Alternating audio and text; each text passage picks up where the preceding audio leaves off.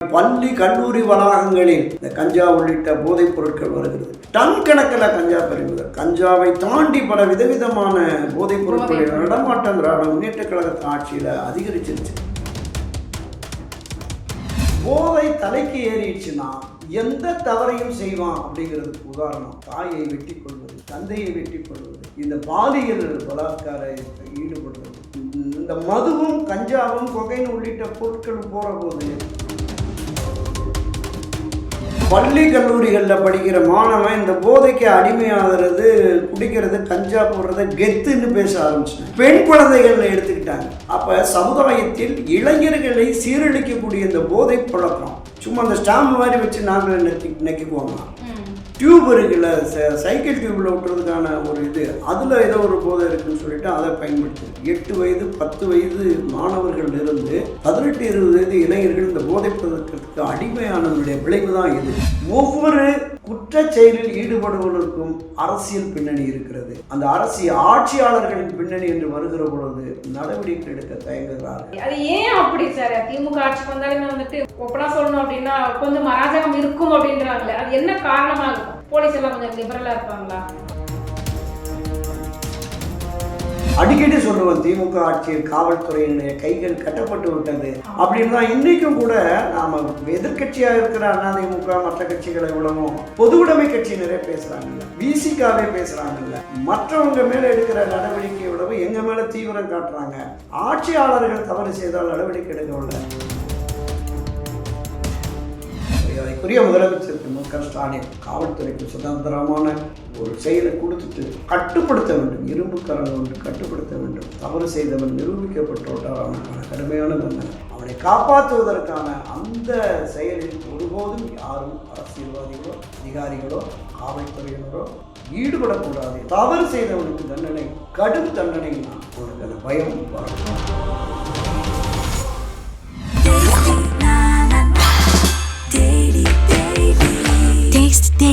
Taste the Daily. Nama Family Group Premium Villa Plots at affordable price in GST OMR ECR with 100% bank loan and 100% return on investment within 6 to 7 years. இப்போ சமீப காலத்தில் பார்த்தீங்க அப்படின்னா அந்த போதைப் பொருள் கலாச்சாரம் வந்து ரொம்ப அதிகமாக இருக்குது. ஸ்டாலின் அவர்கள் வந்துட்டு கஞ்சா ஒழிப்பு 2.0 ஆரம்பித்து ரொம்ப கடுமையெல்லாம் கூட பேசியிருக்காங்க. ஆனாலும் பார்த்தீங்க அப்படின்னா அது வந்து பரவலாக தான் இருக்குது. பள்ளி மாணவர்களை அதை எடுத்துக்கக்கூடிய ஒரு அவல நிலை நம்ம பார்த்துக்கிட்டு தான் இருக்கும். இப்போ சமீபத்தில் பார்த்தீங்க அப்படின்னா அதிமுக நிர்வாகி ஒருவர் வந்துட்டு இந்த போதை வழக்கில் வந்து சம்மந்தப்பட்டிருக்கார். இது எந்த அளவுக்கு அதிமுகவுக்கு ஒரு பின்னடைவை ஏற்படுத்தும் அப்படின்னு நினைக்கிறீங்க? இல்லை, அங்கங்கே தனி மனிதனுடைய தவறுகள் இருக்குல்ல, அது கட்சியை ஒருபோதும் பாதிக்காது. திராவிட முன்னேற்ற கழகத்தை சேர்ந்தவர்களாலும் சரி, அண்ணா திராவிட முன்னேற்ற கழகத்தை சார்ந்தவர்களாலும் சரி, இதை தாண்டி எந்த ஒரு அரசியல் இயக்கத்தில் இருப்பவர்களும் இது போன்ற தவறுகளை செய்வது என்பது ஆங்காங்கே நடைபெறக்கூடிய விஷயம்தான். அந்த தனி மனிதன் தவறு, அந்த தனி மனிதன் தவறை தெரிந்து கட்சியிலிருந்து அவனை வெளியேற்றி விட்டால் அந்த ஊரில் இருக்கிற ஒரு சிலர் அவனுக்கு எதிரான நிலைப்பாட்டை எடுத்திருக்கலாம். ஒட்டுமொத்தமாக கட்சிக்கு எதிராக எந்த ஒரு சேதாரமும் ஏற்படாது என்பதுதான் கலை யதார்த்தம், நிதர்சனம். போதைப் பொருள் என்பது நிச்சயமாக நீங்கள் குறிப்பிட்டது மாதிரி கடந்த 4 ஆண்டுகளில் 1/2 கிலோ 100 கிராமோ 1 கிராமோ 1 கிலோ 2 கிலோ என்று பறிமுதல் செய்த காலம் போய் 50 கிலோ 100 கிலோ வேகன்களில், ரயிலில், விமானத்தில், அதாவது அன்றைய சைலேந்திர பாபு தான் சொன்னார், 2000க்கும் மேற்பட்டவர் மீது இந்த கஞ்சா போதை வழக்கு போட்டிருக்கோம். அவர்கள் கிட்டத்தட்ட அவர்களுடைய சொத்துக்கள் கிட்டத்தட்ட ஒரு 6000 கோடி வரைக்கும் முடக்கி இருக்கிறோம், 20,000 அக்கௌண்டெல்லாம் க்ளோஸ் பண்ணியிருக்கோம்னு சொன்னாங்க. நமக்கு பிரமிப்பாக இருந்தது. அப்படி பல டன் கணக்கில் கஞ்சா பறிமுதல். கஞ்சாவை தாண்டி பல விதவிதமான போதைப் பொருட்களின் நடமாட்டம் திராவிட முன்னேற்ற கழகத்தின் ஆட்சியில் அதிகரிச்சிருச்சு. நீங்கள் குறிப்பிட்டது மாதிரி பள்ளி கல்லூரி வளாகங்களில் இந்த கஞ்சா உள்ளிட்ட போதைப் பொருட்கள் வருகிறது. அதனால தான் திரு ஸ்டாலின் வந்து ஒவ்வொரு நாளும் டிவியில் வந்து இந்த போதையின் பாதையிலிருந்து விலங்குன்னு சொல்லி விடுறாரு. இரும்பு கரம் கொண்டு ஒடுக்க வேண்டும். ஒவ்வொரு அரசியல்வாதியின் பின்னணியிலையும் இது நிச்சயமும் நடக்கும். அதை ஒரு கடுமையான நடவடிக்கை எடுக்காவிட்டால் எதிர்காலமே பாழாகிவிடும். முதலமைச்சர் உணர்ந்து செயல்படும். இது கடந்த 4 ஆண்டுகள்ல அப்படின்னு சொல்றதை விடவும் கடந்த 10 ஆண்டுகள்ல அப்படின்னு எடுத்துக்கிட்டா இன்னும் சரியாக இருக்குமோ? ஏன்னா வந்து அப்பதான் அந்த சமயம் தான் பாத்தீங்க அப்படின்னா எடப்பாடி அவர்கள் அதிமுக ஆட்சியில் இருக்கும்போது தான் வந்துட்டு அதிகமாக பெருக ஆரம்பிச்சது அப்படின்னு ஒரு தரப்பு சொல்லிட்டு இருக்காங்க. இந்த வாதத்தை நீங்க ஏத்துக்கிறீங்களா சார்? அது கஞ்சாங்கிறது வந்து தவிர்க்கப்பட வேண்டிய ஒண்ணுதான். அவங்க ஆட்சியா இவங்க ஆட்சியா அப்படின்றது இல்லை, விட்டது விட்டாச்சு அப்படின்னும் போது இது அவங்களும் கொஞ்சம் கட்டுப்பாடா இருந்திருக்கலாம்ல, கொஞ்சம் கண்ட்ரோலா வச்சிருந்திருக்கலாம்ல. சமுதாயத்தினுடைய சீரழிவு எப்போ தொடங்குதுன்னா கடந்த 10-20 ஆண்டுகளுக்கு முன்பு இருந்தே தொடங்கிருச்சு. இளைஞருடைய போக்கு, நீங்கள் பள்ளி கல்லூரிகளில் படிக்கிற மாணவன் இந்த போதைக்கு அடிமையாகிறது, குடிக்கிறது, கஞ்சா போடுறது கெத்துன்னு பேச ஆரம்பிச்சிட்டாங்க. பெண் குழந்தைகள் எடுத்துக்கிட்டாங்க. அப்போ இது எந்த காலகட்டத்தில் தொடங்குறதுங்கிறது கடந்த 20-25 ஆண்டுகளாகவே இருக்குது. நம்ம எந்த ஆட்சியிலே போக வேண்டியது. அப்போ சமுதாயத்தில் இளைஞர்களை சீரழிக்கக்கூடிய இந்த போதை பழக்கம் சும்மா அந்த ஸ்டாம்ப் மாதிரி வச்சு நாங்கள் நெக்கிக்குவாங்களாம். டியூப் இருக்குல்ல, சைக்கிள் டியூப்பில் விட்டுறதுக்கான ஒரு இது, அதில் ஏதோ ஒரு போதை இருக்குதுன்னு சொல்லிட்டு அதை பயன்படுத்தியிருக்காங்க. இளைஞர்கள் 8 வயது 10 வயது மாணவர்கள் இருந்து 18-20 வயது இளைஞர்கள் இந்த போதை பழக்கத்துக்கு அடிமையானதனுடைய விளைவு தான் இது.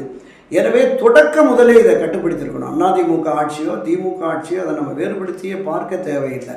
இது அதிகரித்து வருகிறது. பல்வேறு விதமாக ஆந்திராவிலேருந்து, கர்நாடகாவிலேருந்து, ஒடிசாவில் இருந்தெல்லாம் இங்கே போதைப் பொருட்கள் வருது, நடமாடுதுங்கிறது. இதை தமிழக காவல்துறை நீங்கள் சொன்ன மாதிரி தொடக்க முதலே நம்ம இந்த குட்கான்னு ஒரு இது ஆமாம் இருக்குன்னு அதிமுகவில் திமுக எம்எல்ஏக்கெல்லாம் தோளில் போட்டுட்டு வந்தெல்லாம் இருந்தாங்க. அதை டன் கணக்கில் அன்றைக்கி அதை கட்டுப்படுத்தி முடிஞ்சாங்க. அதில் அமைச்சர்களுக்கு தொடர்புக்கு, அதிகாரிகளுக்கு தொடர்புக்கு அப்படிங்கிற மாதிரியான சொன்னாங்க. அதாவது நீங்கள் ஒவ்வொரு காலகட்டத்தில் ஒரு பிரச்சனை உருவாகிறது என்றால் அந்த பிரச்சனையினுடைய மையம் எது?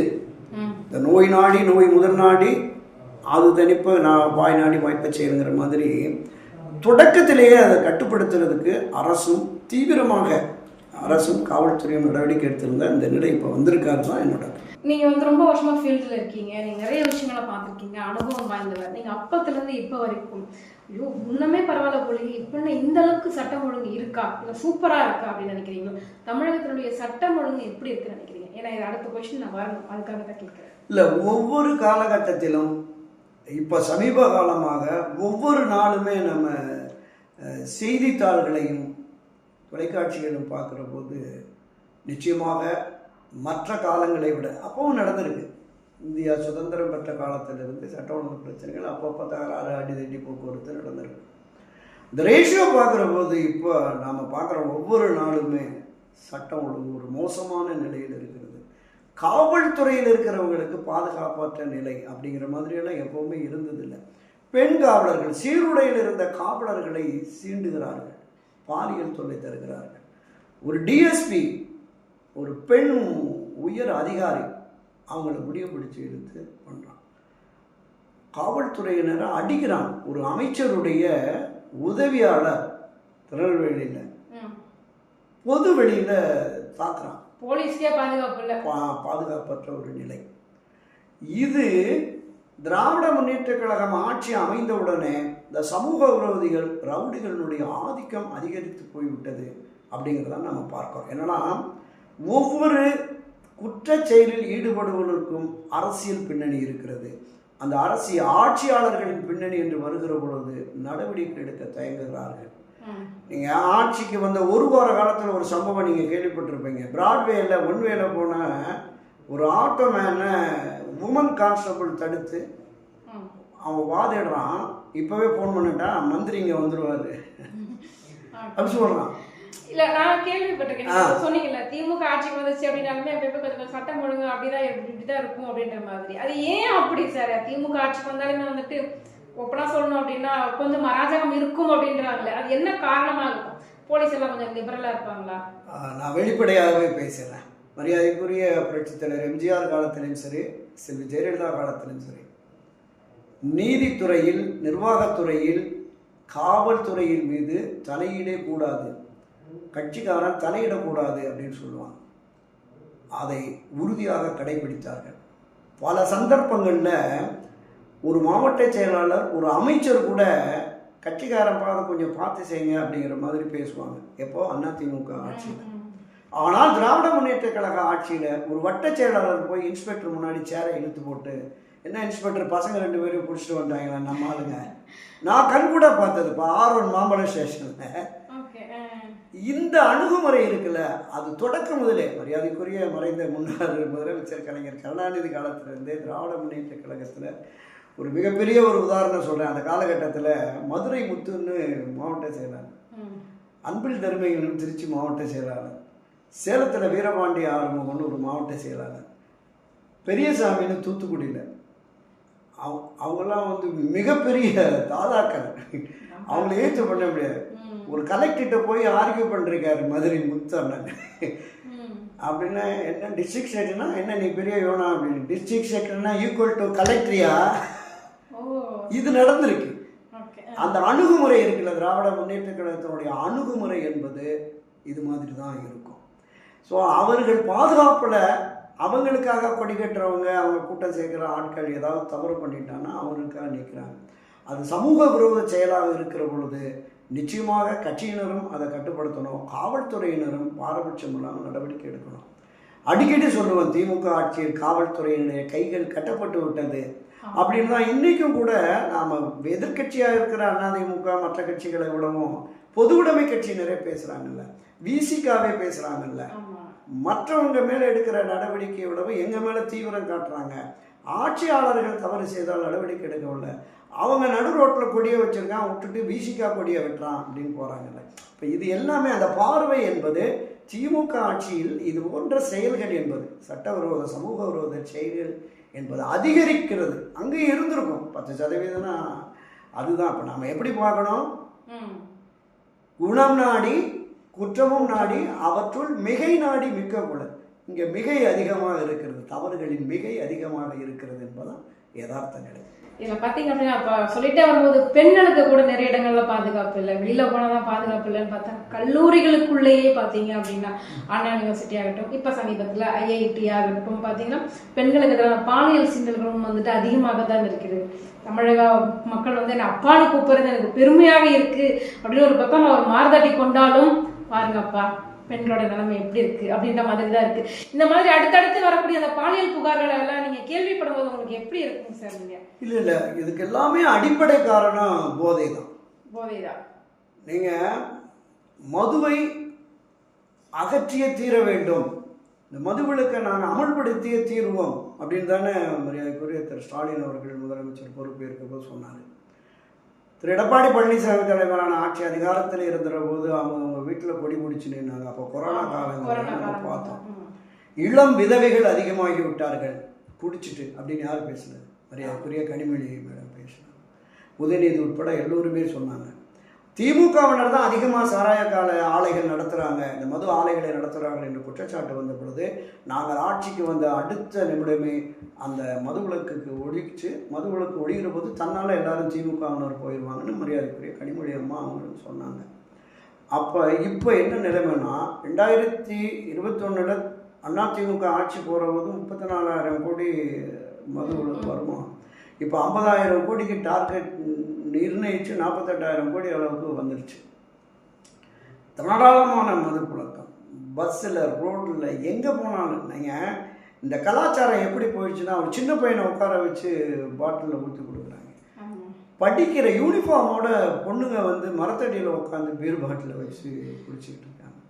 போதை தலைக்கு ஏறிடுச்சுன்னா எந்த தவறையும் செய்வான் அப்படிங்கிறதுக்கு உதாரணம் தாயை வெட்டி கொள்வது, தந்தையை வெட்டி கொள்வது, இந்த பாலியல் பலாத்காரத்தை ஈடுபடுறது, இந்த மதுவும் கஞ்சாவும் கொகைன்னு உள்ளிட்ட பொருட்கள் போகிற போது சுத்தமாக சுயநினைவை இழந்து என்ன செய்கிறோம் என்று தெரியாமல் இது மாதிரியான செயலில் ஈடுபடுறாங்க. ஒவ்வொரு நாளும் இந்த பாலியல்ங்கிறது நாம் பெண் குழந்தை இருக்கிற ஒவ்வொரு மனிதனுமே மனதில் ரணத்தை வச்சுருக்கான். நம்ம பொண்ணு வெளியில் போகிறா, வேலைக்கு போகிறா, காலேஜ் போகிறா, ஸ்கூல் போகிறா, அவள் நல்லபடியாக திரும்பி வருவாங்கிற பயம் உருவாயிடுச்சு. இந்த பயத்தை போக்க வேண்டும் என்றால் மரியாதைக்குரிய முதலமைச்சர் திரு மு.க. ஸ்டாலின் காவல்துறைக்கு சுதந்திரமான ஒரு செயலை கொடுத்துட்டு கட்டுப்படுத்த வேண்டும், இரும்பு கரம் கொண்டு கட்டுப்படுத்த வேண்டும். தவறு செய்தவன் நிரூபிக்கப்பட்டுவிட்டால் அவனுக்கான கடுமையான தண்டனை, அவனை காப்பாற்றுவதற்கான அந்த செயலில் ஒருபோதும் யாரும் அரசியல்வாதிகளோ அதிகாரிகளோ காவல்துறையினரோ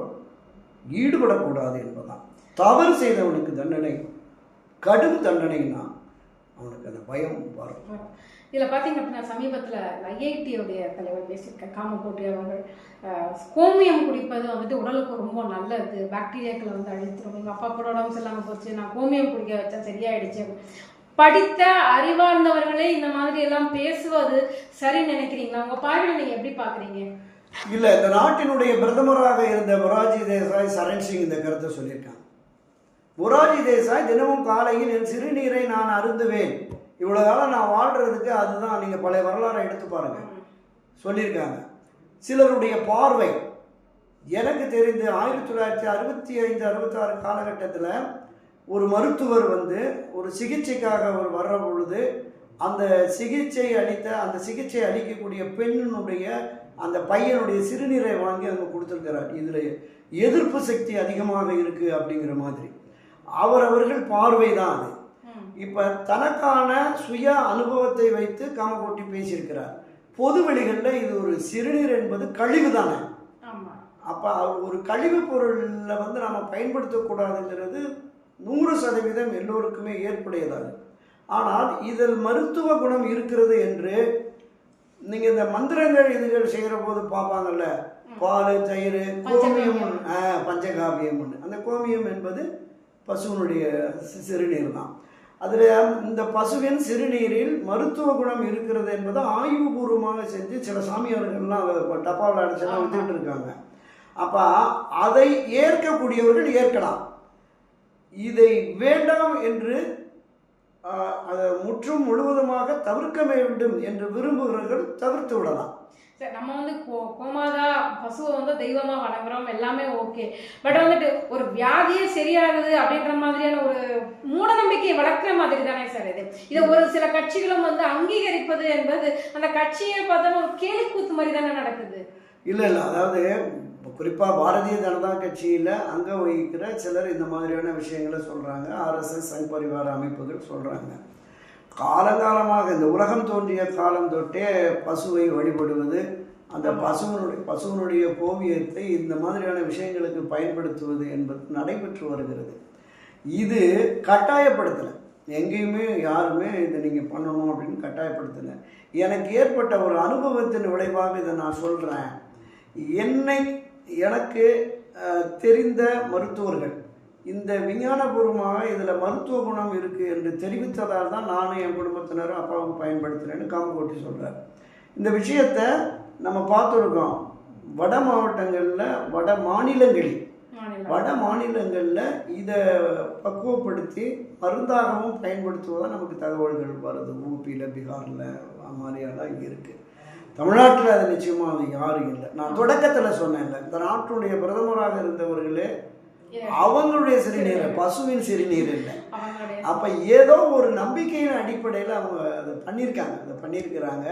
அன்றைக்கெல்லாம் மிக கடுமையான விமர்சனம் 60-70களில் அந்த இது வர்ற பொழுது தமிழ்நாட்டில் மிக கடுமையான விமர்சனம் இருந்தது. ஜனதா கட்சி தலைவர்களையே மிக கேவலமாக பேசுறதுலாம் இருந்தது. அதனால் அவ்வப்போது இது வந்து போகிறது. இதை புறக்கணித்து விட்டால் ஒன்றும் பிரச்சனை இல்லை, வேண்டாங்க. எங்க கேள்விகளுக்கு ரொம்ப சிறப்பான பதில் சொன்னீங்க சார். ரொம்ப